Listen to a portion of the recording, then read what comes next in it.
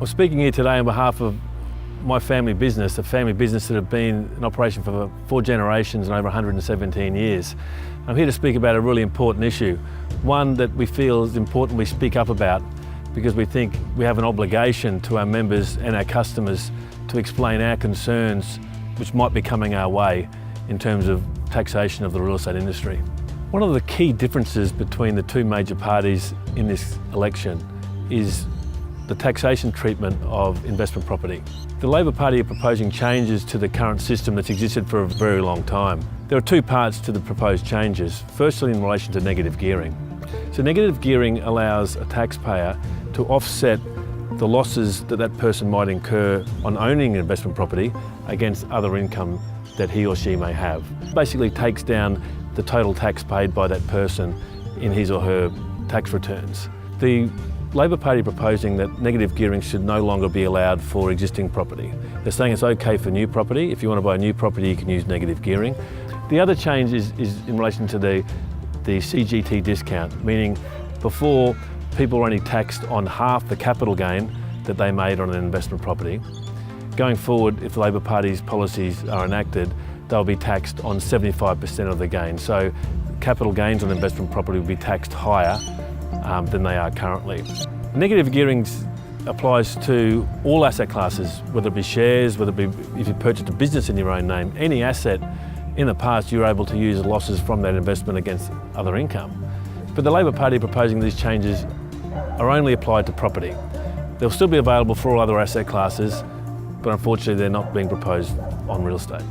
Well, I'm here with Mark Jennings from White MacArthur Group, here in Western Sydney, a really important market for Australia really, and especially for us as a company. Mark, we know about the changes that might be coming in the future, the changes proposed. How do you think that will play out in terms of the real estate market for our customers?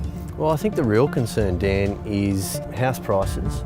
You know, what's going to happen to house prices if negative gearing changes come into effect?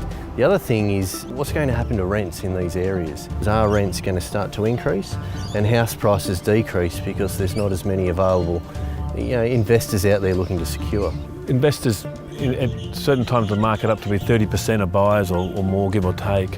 When they're not there, it's hard to say isn't what's going to happen to prices, but we just feel that while we don't know exactly, we know it's going to have an impact. Massively. Yeah. Oh, I think a huge impact. There's certainly a little bit of nervousness in the market, particularly from investors. We manage in our business a little over 2,100 homes in our local market.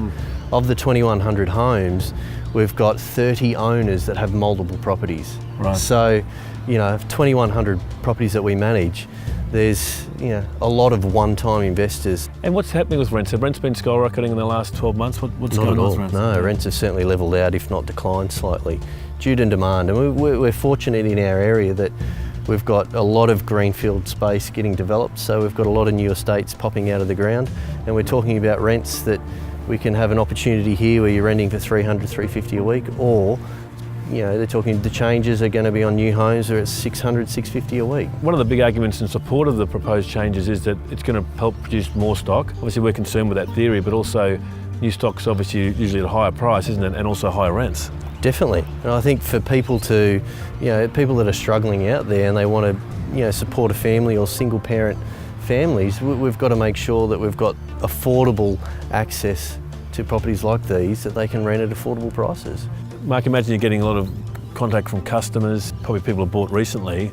Any stories that you can share? One story comes to mind. We had a really lovely couple that bought one of the homes that are in the suburb that we're in at the moment that need a little bit of work, so they end up purchasing it at $400, invested $30,000 into it just to make sure that the property was, we're getting good tenants, good quality tenants. And I think now that would be a question mark as to whether that would be viable. The young people are going to be locked out of the market, on both sides of the scale, whether it be, first home buyers, investors, but also the rents. You got a young couple that, want to move out of home for the first time and they jump into, a nice little family home for $300 a week.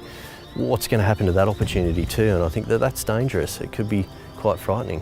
This is all against a backdrop of really tightening banking conditions, isn't it? Like showing affordability to banks is so critical. Absolutely. I think those changes have certainly done their job and had an effect, particularly in our mortgage belt areas where investors, as soon as the interest only restrictions were on, we really saw that market tighten up quite dramatically. But now, you know, given that we are a key Labor seat, it's going to affect the mums and dads that are in these areas that invest it locally. People, don't they like investing where they live. They like investing down the street or in the same suburb. Absolutely. We find that a lot of our landlords, a lot of our clients love to drive past their investments and you know, keep an eye on what's going on.